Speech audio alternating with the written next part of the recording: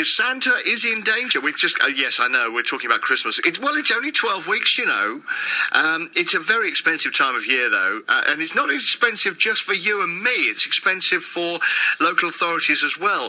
The people in Harlow are being asked to fund the area's Christmas lights and decorations, but in a very, very different way. It's part of a crowdfunding idea to try and take the strain off the councils, because obviously we all know the councils have had their budgets cut. Councillor Tony Durkin is from Harlow Council. Tony, good to see you. Good morning. And Andrew Teacher is from the crowdfunding website Spacehive, which is helping raise the money. Andrew, morning to you.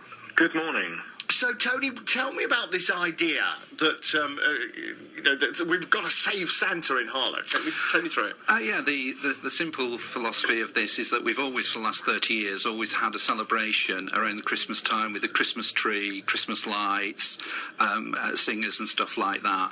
That's usually been directly funded by the council or by some of the big businesses.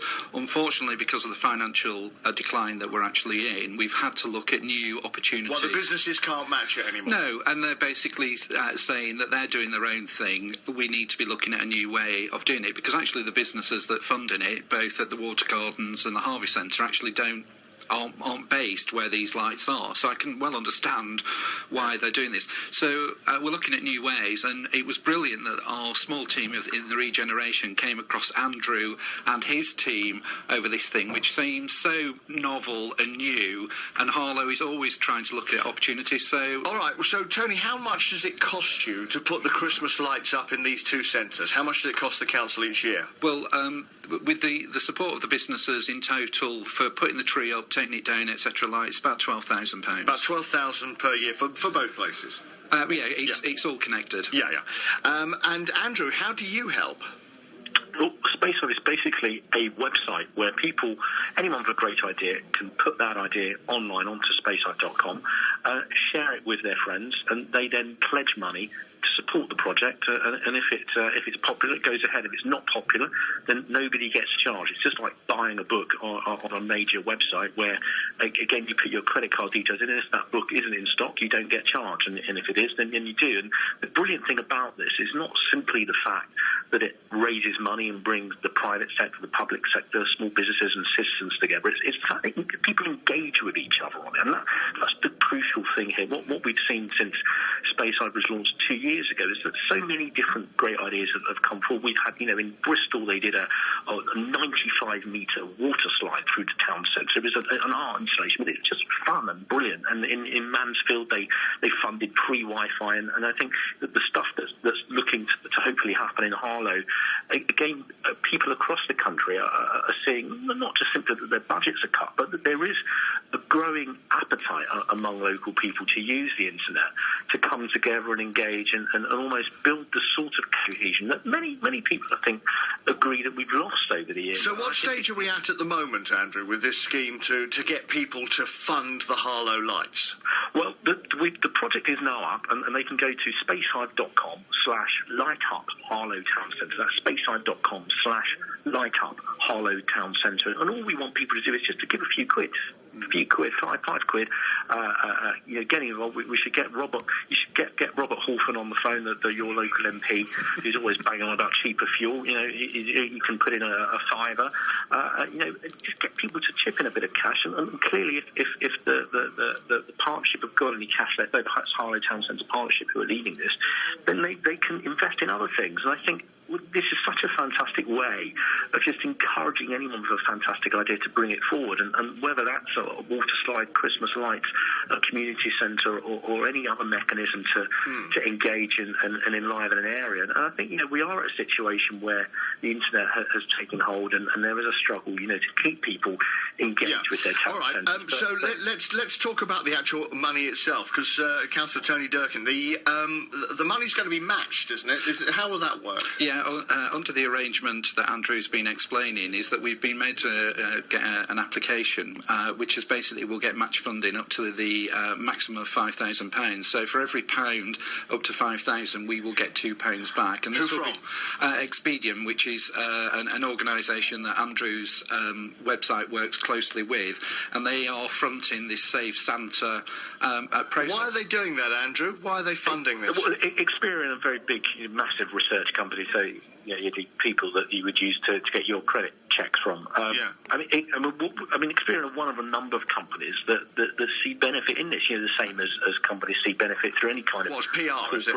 Well, it's PR, it's corporate social responsibility, but it's being involved in a mechanism which is a bit more valuable than just pumping an advert onto a bus shelter. It's giving money that has a lasting impact. Got to ask. A number of companies are seeing value in being part of that. Councillor Tony Durkin, once again, because maybe people in Harlow will say, well, hang on a minute, for years that's come out of my council tax.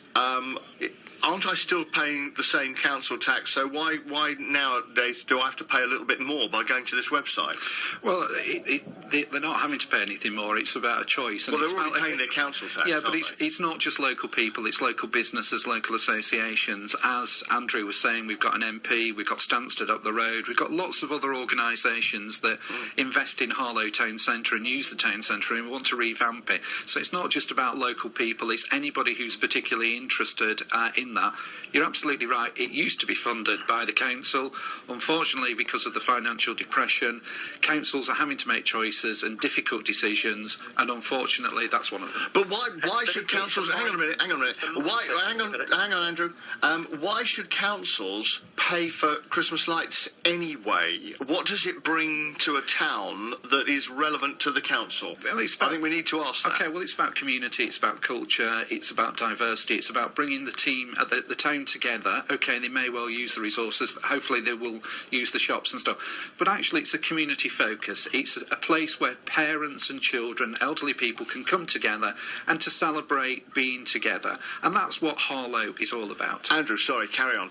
I was just going to say, sorry to interrupt you, it's a mindset thing, I think, as much as anything, and you're right to raise that question. It's the first question that everyone asks, but it's a mindset that says, do I expect this to be done by someone else, or do I have a go myself? And I think, England as a country, relatively speaking, is pretty low tax compared to places like Scandinavia that pay a lot more tax. And the reality of it is that, going forward, councils and the public aren't going to be able to fund a lot of the things that previously we took for granted. And I think we aren't quite as progressive as places like San Francisco that have taken on the Spacehive model much further than we have here.